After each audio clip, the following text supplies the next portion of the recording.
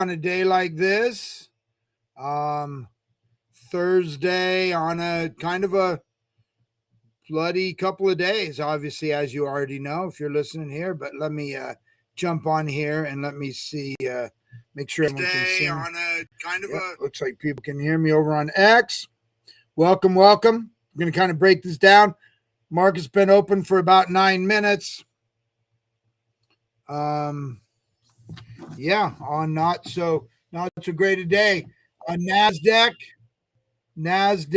down. 1 second, I think I've got one of my things here. I think it's hitting me with some alarms every time I buy and sell. Anyway, my grid bots. But anyway, yeah, started out the day. Nasdaq down 0.7. Dow up 1.2, S&P down 0.14. So, but the real story, of course, and why we're all here is to come over and take a look at Bitcoin. Bitcoin absolutely getting killed here. I mean, obviously worse. Look, we dropped down and you're looking at the daily chart. Right now we're sitting at 64,127. Okay. Been down as low as you see here, the bottom of the chart, 61,894.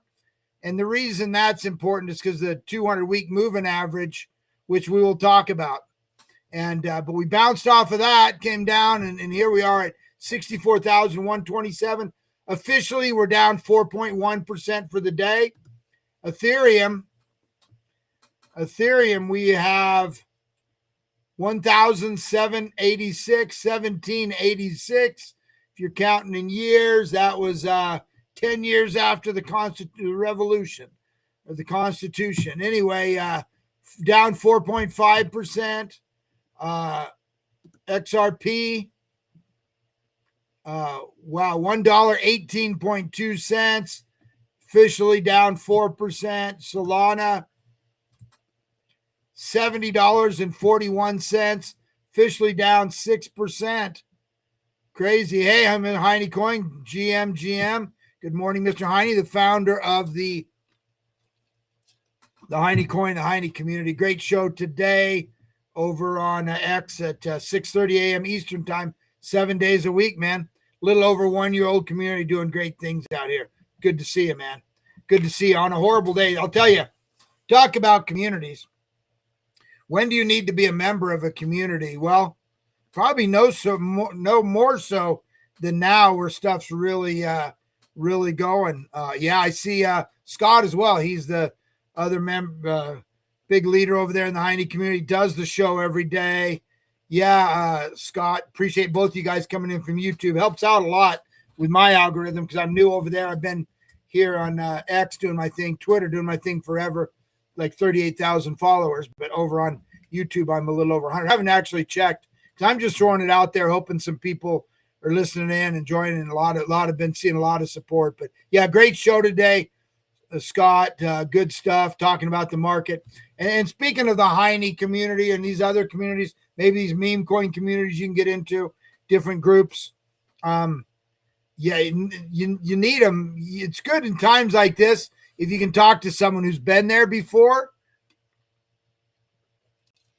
Because look, we've been going down for a few days now. We've been going down for a few weeks, really. But yesterday was a really drastic drop, right? I mean, look, we went from 74.7. Look at that. If you look at the 1 day, we were at 74.7 this time yesterday, roughly. And now dropped all the way down to, oh, no, sorry. What am I looking at? Jeez, it's like that seemed a little drastic. We weren't that high. Yeah, we were 60, 66, let's call it 67 yesterday. We dropped all the way to 62, basically, a little under 62. Hey, Artie, GM, another longtime friend from X over here joining me. I see a lot of people live on X. Appreciate you guys. Bad day. Just talking about community and saying it's good to have a little bit of support when on times like this, because it's getting yesterday. You saw me laughing. Monday, Tuesday, I was actually laughing, joking around, buying the dip, making money on my grid bots. And then we had you know, Tuesday's yesterday was a real bad day. It was $7,000 drop. Yesterday was when it started to get a little scary, when you really started to see real fear and maybe feel some real fear. So long term, we're fine, but I'm now hearing 40,000, 20,000 Bitcoin. Michael Saylor, it's a Ponzi scheme, going out of business. All this stuff. So it's good to have community, man, and glad you could be here. Look, I remember the few times I've been here for 15 years. So trust me, I've had some gut wrenching drops and bear markets and just horrible. Anyway, yeah, that's where we're at. Let's look, the important number for me, and we'll talk about, is 62,000. 62,000 is the 200-week moving average. That's really what separates a bear trend, bear market from just gut wrenching really bad. And it usually marks a bottom. So let's, anyway, that's where we're at. Take a quick look at obviously even our Ankita coin came down a little bit. We were holding pretty strong at 115, then this massive drop. And we had one big seller, it looked like, one early seller dropped us down to about 70, let's look here. Yeah, about 73,000 and some change. And then, of course, the people who supported getting in, buying back. That's, of course, Green Man Reports, our guy we've been supporting. I noticed, and a couple others. Notice Alex getting ready to do a creator coin, very much following what I was just on talking to him. That's why I was a little late starting this stream. Wanted me to help support him, which I will. But obviously, I told him we're already kind of doing this with Ankita. Basically, a great creator. And he's creating content. Alex going to be out there doing some streaming, gaming, stuff like that. Easy or Jason AI Williams launched a hot sauce coin last night. Let me see how it's doing. Looks like it's about $255,000. I'm looking on a different screen than you're seeing here.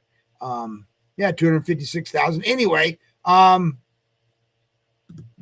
yeah, stuff happening. But yeah, back up to 84,000. I mean, 84,000. It just shows, listen, Rome wasn't built in a day, right? We're supporting this guy, got great content. Ankita, UNCKITA. You can check my tweets and stuff for the CA and stuff if you want to look into it. But listen, we're here for the long term, and so is he. But now I'm seeing other people maybe following this model. Maybe it'll be good, but got to have the right content. People are here. He's been here for 2 years, has a lot of big followers outside of the crypto world. He's got 5% locked up for a year. He's just trying to grind out some creator fees to pay for his family and pay for his AI, and maybe pay for, he's a one-man band out there killing it. So anyway, yeah, good stuff, Scott. Loved your space here today. We'll probably talk more on Kita on my space coming up, the GM morning show. But fear and greed at 12. I saw a joke. Someone's like, wow, it's at 12. I thought it was going to be at 1 or 2. And that's what it feels like. So I thought that was funny, and no doubt, right? I mean, extreme fear is nothing to sneeze at, but yeah, you would think by reading the timeline we were 1 or 2. Maybe we'll get there. I don't know. But anyway, I thought that was a good joke. And listen, what have I been saying? What was my definitive thesis yesterday? Sorry about this crappy green screen. I've got to, I was going to stream from my office. Got a nice office. We're on a country club right on one of the greens with nice mountains behind us. I was planning on streaming there, so I don't have a great setup here in my basement here, but I am going to order some new stuff. Just haven't taken the time, so apologize. In fact, I'm going to kill my picture. Kill my damn picture because the screen's a little funky today. Anyway, look, my definitive thesis is the money's going to AI. I mean, there's a lot of stuff we can talk about, right? But the big thing, the reason we're bleeding out right now is money's going to AI. Michael Saylor yesterday said capital markets are funding the AI build out at historic scale, $400 billion over 6 months. That's not valuation. That's what's actually being raised, right?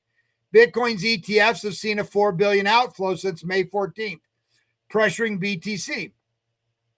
This is capital rotation, not a Bitcoin impairment. And sums it up with volatility creates opportunity. Amen. That's what we've been saying. That's what I've been saying for a long time. And that was my thesis yesterday. People are coming out at him, calling it a Ponzi scheme. Here I'm seeing in the comments, you're the worst thing ever to happen to Bitcoin. No, listen. you're not gonna have his vision and pull off what he's pulled without having some haters. But I don't think he's bad for Bitcoin. I think he's great, and I don't think Bitcoin would be near as high if it wasn't for him. And he sped it up if nothing else. Anyway, what he's saying is this is just capital rotation, right? That's the reality. Bitcoin, the U.S. government didn't quit printing money. Bitcoin didn't start printing anymore. Everything is still in place for the long term, right? Everything we're looking at is short-term pain. It may get worse, maybe not. I'm not going to start worrying about 58,000, 53,000, 49,000. I'm not even going to start worrying about that until we definitively break below the close below, maybe even on the weekly chart, close below the, but certainly the daily chart, close between the 200-week moving average of 62. Okay. And even then, I'm not going to panic, but I'm not even going to start talking anything less because that's historically, and I'll show you some of the stats here, but that's where I'm at. Okay. I'm not going to start worrying about all this other stuff till that happens. Steph, who is the Heinecoin community TA guy, he said on Scott's show today, he said, look, I'm just hoping we can get through tomorrow, low volume Friday, get through the weekend. Don't even care if we go up, if we can just kind of hold these levels. He'd be happy. And I second that, right? I'm totally cool with that. But anyway, Michael Saylor basically agrees with me. It's just set to rotation, not a big deal. Okay, it was interesting. Yesterday, there was a house, for those of you that, and like I say, the war is just kind of becoming convoluted. It's definitely dragging us down. It's not the main factor here, though, but it is a factor, and it could help turn things around a little bit. But basically, the House of Representatives voted down his ability to limit Trump's war powers. Four Republicans joined. It's meaningless because they have to have the Senate too, but it is a slap in the face, and it is probably not good. Anyway, I'll read his stuff. You do what you want with it. Yesterday, in a meaningless vote, the House vetoed 4 bad Republicans and all of the Democrats to limit my war powers right in the middle of my final negotiations to end the war with the Islamic Republic of Iran. Who would do such an unpatriotic thing? They know where the negotiations stand. The Democrats are fueled by Trump derangement syndrome. They would rather have our company fail than give me another of many victories. The 4 Republicans, that's the whole other story. They're grandstanders. They should be ashamed of themselves. MAGA President DJT. So anyway, yeah, this is the problem. Iran wisely is watching America. They think they can outlast America's appetite for the war. And we're paying high gas and all this. I get it. But this, so they think that Trump's somewhat limited, and he is, but a little bit, not totally. But, and that's why they're being very careful to make defensive strikes and stuff and downplaying what's going on. The last couple of days, we've had some serious attacks coming back from Iran. And basically, those countries and other people start doing it. But he seems to be, people are postulating that unless American gets killed, he's not going to break the ceasefire and whatever. But we'll see, right? This kind of stuff, don't think Trump doesn't have some leeway and things like that, because a lot of these things aren't set in stone, right? For number one, he can claim this, he can claim that, just like he did with the tariffs, right? You can drag this shit on for weeks or for months. He only needs a few weeks to a few months to win the war. So don't think he can't do whatever's necessary, and he won't. But anyway, I don't want to dwell on that. It's just interesting. The war has become kind of a quagmire. Goldman Sachs partnered with Apex Group and Archax to launch a tokenized real estate fund, bringing traditional property investments into the blockchain rails. Big blockchain crypto, Bitcoin's not going away, right? It just isn't. Okay, this was a post by the Wolf of Wall Street, our guy Scott Melker. Bitcoin has officially revisited the 200 MA moving average after breaking down. We literally dipped below it yesterday. After breaking down from when it was risen from 55K Okay, anyway, it is just this is important to understand. It is only traded below it for one stretch in history. I think it's dropped below in his 16 years of Bitcoin. It's only dropped below the 200-week moving average 4 times. Okay, the only time it stayed down there was June 2022 to March 2023, less than a year. Every other time it stayed there or bounced off it. So we believe before 2022, we believed it wasn't possible to stay below that. But it did for almost a year. So that was gut-wrenching. But the other 3 times, it's marked the bottom. And this may be the bottom, right? This may be the bottom. We literally dropped below. We've dropped below. Let's look back at Bitcoin. Oh, yeah, Steph. Hey, I was just talking about you, man. You know, in Chinese, I always, Chinese has all kinds of sayings, right? Thousands of years before we had them. But they always say, Shuo Cao Cao, Cao Cao, Zhou Dao. Speak of the devil and the devil shows up, which obviously is the same saying we have. But theirs is about 4,000 years old. But yeah, we were just talking about you, Steph, and your TA today. Give this man a follow. It's Steph.Hiney, HINEY.soul. Follow this man on X. He's starting a trading group. It's like $20 for the next 3 months. But anyway, I survived. I'm not thriving because I don't have a bunch of dry powder, but I am buying some more, and it's motivating me for sure. But look, we dropped below. I don't know exactly where it is. I'm just going to say it's 62,000. We either touched, maybe even dropped below the 200-week moving average. So that's where I think it gets serious. But yeah, once we drop below there, then we can talk. You know, then we can start talking about lower. Until that happens, though, I'm not really going to freak out. Anyway, but we could. We just dipped below it this morning. When we close above it, below it, definitive, let's look at lower levels. And hey,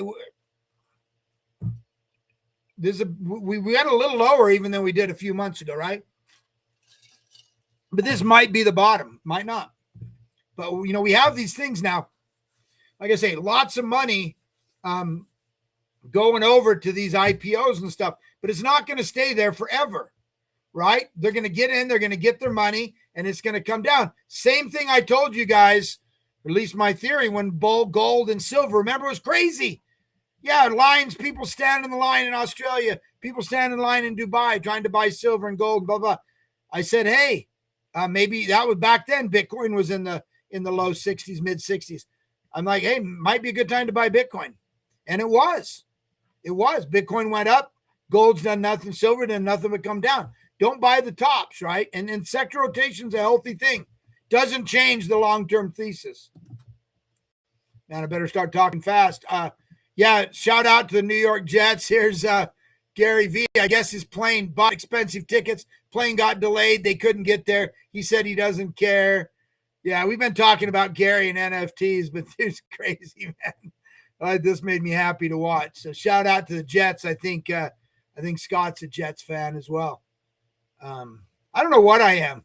I grew up a Rams fan because we had season tickets. Then they went to St. Louis and came back. I'm not that big of a fan of any football team right now. But anyway, shout out to the Jets. It's cool. I love how passionate Gary V is, man. 55% chance, according to Kalshi, that we hit 50 before 100. I'll take that counter bet. It's possible. And it is probably a coin toss now. I'd bet otherwise, but could happen. Good. I'm just going to buy more if I can. Coinbase launches SpaceX perps futures for traders outside. Hype's already got them and stuff. You can start playing SpaceX now. But I think the valuation's pretty high, a couple trillion, so I'm not going to mess with it. Arthur Hayes, who I talk about a lot, smart guy in the space. Arthur Hayes dumped all his hype and near and totally, those tanked like 10 and 20% respectively. He said higher energy. He basically did the sell in May, walk away. He's going to write a thing on it, but he basically said high energy prices due to war and inventory restocking. Here it is again. Agrees with me. 3 mega AI APOs between now and then, and also stuff with the election. But basically, he did the sell. He did the classic sell in May, walk away. Man, not sounding so bad right now, is it? I kind of advise you against it. Charles Hoskinson. Now look, this guy up here, Invest Answer, probably my favorite YouTuber, right? Probably the most alpha drop of anyone here is this Invest Answer guy. And he's been, Charles Hoskinson came out. I'm I've been out of Cardano for about 5 years. I love Charles, don't get me wrong, and I love what he's doing. I even think Cardano's a good blockchain. Just never got adoption, right? And just kind of became just kind of became an academic experiment, right? And this guy, Invest Answer, started calling him out, and Charles came at him hard. And he basically said, hope the Cardano army is doing okay. I spent 6 years warning you about this fella. My goal was to always look out for retail investors, stay strong out there. He completed ranches, hospitals, Lambos, Blackhawks, private jets, yet to be completed, all the stuff he's doing. So basically, Charles came on and said, guys, I don't know what to do. Think things are going to get worse. My hands are tied. Basically, I don't know what I can do. I'm taking a vacation. So, yeah, I think Invest Answer guy took it personally because he came at him hard. But I've been saying the numbers just aren't there, right? It's got billions of dollars in valuation, and it's doing piddling amount of. And I talked to some devs early on. They said it was hard to work with, blah, blah, blah, so whatever. Let's look at Cardano. I've been out for a while. I still like it. I really like Charles. Been on a lot of spaces with him. I like Charles, don't get me wrong. And he made a lot of that money through his ADA. It had to have taken a bigger hit on that. Had to have, right? Yeah, it's down 12.2%. Of course it's going to be hit worse than everything else. That's some pretty sobering stuff. But he tried to do some stuff. He tried to get to buy Bitcoin, a few different things. He's just basically saying his hands are tied. But anyway, crazy to think going back all those years with all the potential, and same with Polkadot. Shit, I thought Gavin Wood and Polkadot. I thought Polkadot was going to be the real ETH killer. And Quantum 5652, longtime friend from X, also coming at me here, said, yeah, Cardano was screwed by the Cardano. Feel sorry for Charles. I do too. Yeah, that's what happens, right? You get, it's hard to govern this stuff. Anyway, got to wrap this up. But yeah, I do too. Jobless claims higher than expected. We've got, largest ever in 6 years, 10.8 billion. Largest loss, Michael Saylor. He'll be fine. I love that guy. I think he'll be good. Look, 1.72 billion liquidated in 24 hours. 1.49 were longs. Don't play with leverage, especially if you don't know what you're doing. Trump's downplaying targeting of all the bombing and stuff, saying they were slightly provoked. But listen, he's limited, but he's not gonna. Don't overestimate him. Kraken's gonna tokenize their IPO access via X stocks. And listen, we'll take one last look at Bitcoin. Feel free to join the conversation.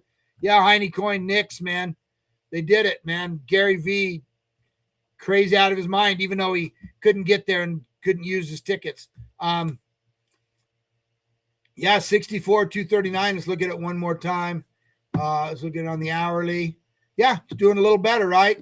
Hey, shitty day, but doesn't change anything long term. I'll see you guys tomorrow.